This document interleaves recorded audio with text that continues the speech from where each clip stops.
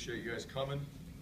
As always, appreciate your coverage. I want to just go ahead and start, guys, just make a couple statements and we'll open up for questions.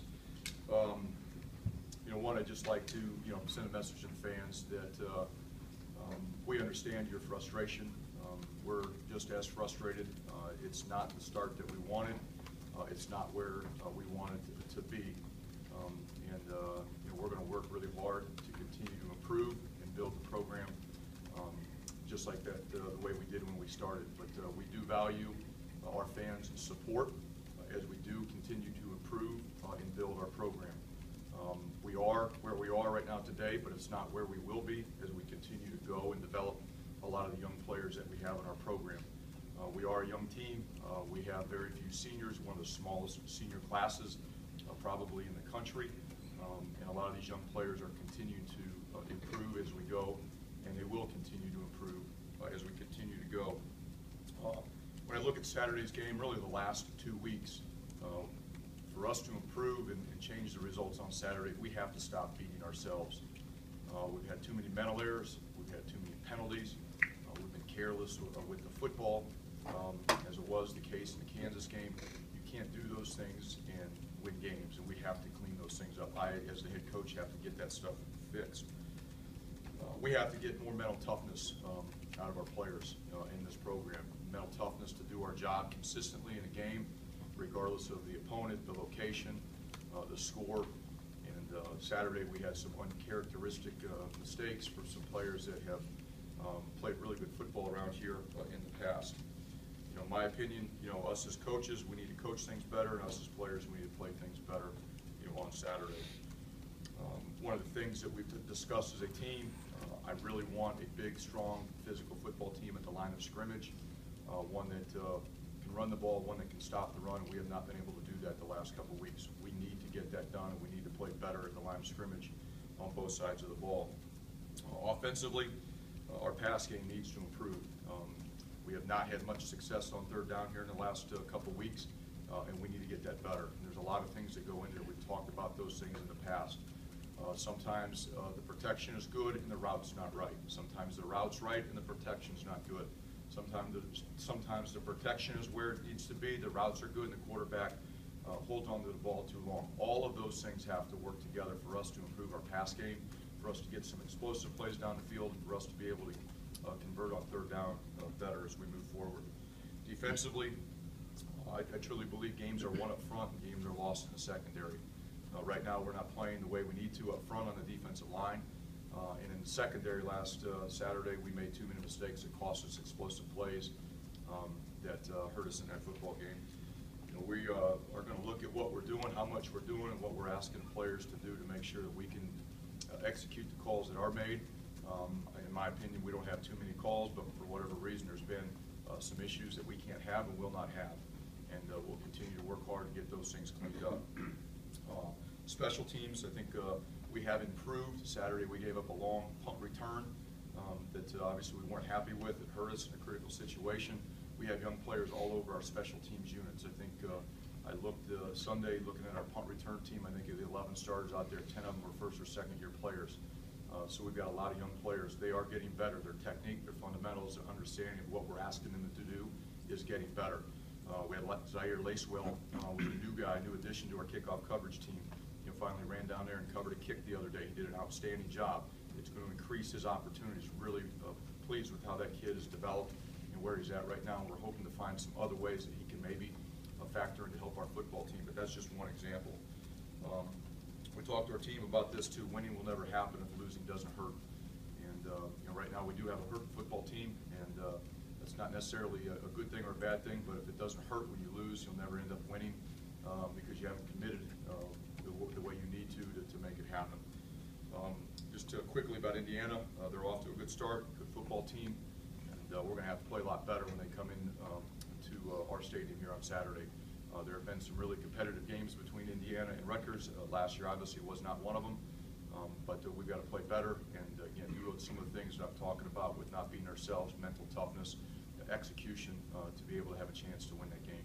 So with that, I'll go ahead and open up for questions. Where are you at quarterback? Who's your starter? There's no starter going to be discussed today. If you, I mean, why not give Art a vote of confidence? And two, if you do. I'm not going to discuss the quarterback today.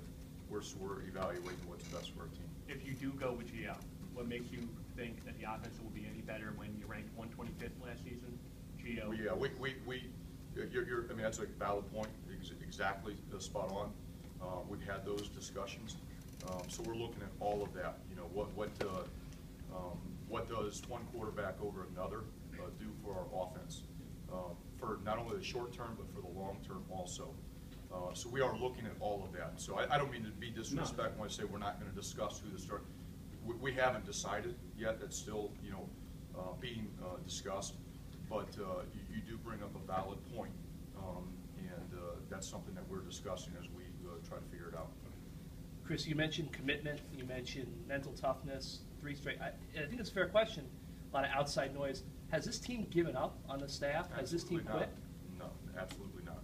If we would have quit, we wouldn't have went from giving up 376 yards, I think it was in the first half defensively, to 69 in the second half. I watched the tape. The effort is there. We're making too many mistakes. There's not an effort issue. We're making too many mistakes. We had some very uncharacteristic mistakes made by some older players Saturday on defense that led to some explosive plays. It had nothing to do with an effort problem. It had nothing to do with a preparation problem. But you mentioned the second half. I mean, do you feel that Buffalo was running its same offense, maybe attacking you the same way they were in the first half? Absolutely. I mean, especially when we scored a touchdown and we got the interception and had a chance to potentially make it a 15-point game. Our players came out and they fought in that second half and they played. We didn't make the mistakes that we made in the first half. When I'm talking mistakes, I'm talking about defensively. We played cleaner. The calls were executed. We had better fundamentals. We tackled better. We ran to the football better. The things that you need to do to have success. I watched the football game. I've got really no issues with most of the effort that we put forth out there on Saturday. And the players know that. We discussed that. But we had, again, some mental errors on some particular calls in certain situations that killed us. Third down in the first half killed us defensively. We had a mental error on third down, allowed them to get a first down. Next thing you know, it's a touchdown because of a missed tackle. So there's some things that we have to do better, not only on the calls that ended up being explosive plays, but maybe on the third down before it to get off the field, not even let them continue to drive.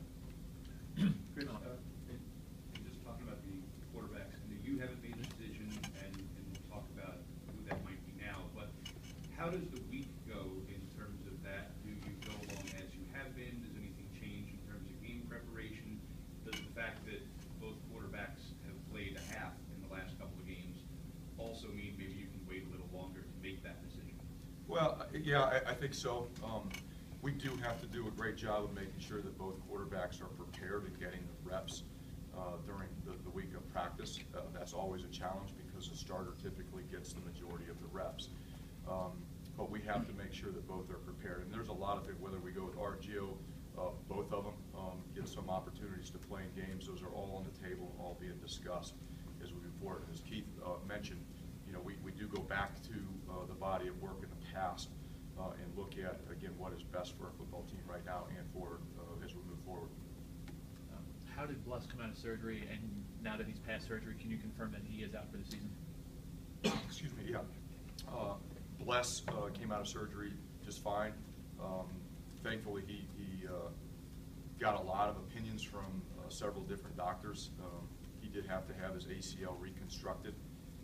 When he twisted it up, it strained the ACL graft that he had from last year pretty good. And I guess the phrase, to phrase the doctors, it was hanging on by a shoestring, and so they had to repair it. But he's doing great. He's handling it great, and he'll work his tail off to try to get back. You mentioned coaches coach better, players have to play better. Do you see a shift in any coaching responsibilities, and do you see any potential starting lineup changes? No shift in coaching responsibilities. We just guys got to be more detailed in their preparation and making sure that they're holding players accountable to do the job that they need to do. When I say we got to coach better, that's really the biggest thing is being clear, clean, and concise and direct with our coaching and our teaching and holding players accountable to get that done. Because if it doesn't happen on Tuesday, Wednesday, or Thursday, it's not going to happen on Saturday. And do you see any potential starting lineup changes? Are you going through each position? No, as we do after every Saturday, we go through and look. Sometimes injuries play a factor into different things, but as of right now, no. The quarterback is still, something that we're discussing. But no, I don't anticipate any major lineup changes with different starters. Chris, is it troubling that you haven't been more competitive in these games? The blowout losses is one thing to lose, but you see Army, you see Old Dominion, you see App State, you see all these other teams that are pushing these top-rated teams. It's not like Kansas and Buffalo are perceived top-rated teams. Is it troubling that you haven't been more competitive in these games? Be honest with you, it is, but I don't compare ourselves to anybody else. I know where we're at, and we do not have many older players. And I don't know what some of those other programs have, but when they play with a lot of fourth and fifth year seniors, it's a different team. It's a different field. The potential to do some of those things and be more competitive is there. We are not in that situation. We are dominated with first and second year players. If this continues, guess what it'll look like here in another year or two? We'll have a lot of 3, 4, 5th year players in our program here soon. That's how you start to win games. That's how you build a program and turn it around. So I'm not concerned about what some other program is doing. Every situation is differently. Do I want us to be more competitive? Absolutely. Am I concerned about that? Absolutely. But I also know that where our roster's at, how the players are improving, and I get it. It looks like we're far away. We're not. We're not near as far away as people think. There may be one play here or one player here or there on a particular play that stops a drive or doesn't allow a play to be successful. There may be, on defense, 10 of the 11 guys doing things right. There's one guy that makes a mistake, and it gives up an explosive play or a touchdown. Our job is to get all 11 on both sides of the ball doing their job as consistently as we can, as much as we can, so we do get competitive and we do make more plays and we do get more stops on defense. We're not as far away as the scores indicate in the last 2 weeks. I do strongly believe that, but we're not making the plays that we need to make these games competitive and have an opportunity to win. Take 2 more questions. I know you say you're not going to talk about who's starting quarterback. You mentioned Gio, you mentioned Art. Is Jonathan Lewis a consideration in any way to potentially push for the starting job? He played last year. We get asked about fans.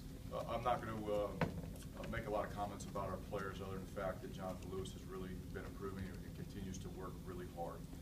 Absolutely love the young man, and that's where I'll leave it. He has worked really hard. Yesterday we went out and practiced. He had a great practice. And the kid is just done an unbelievable job in this program. He's selfless.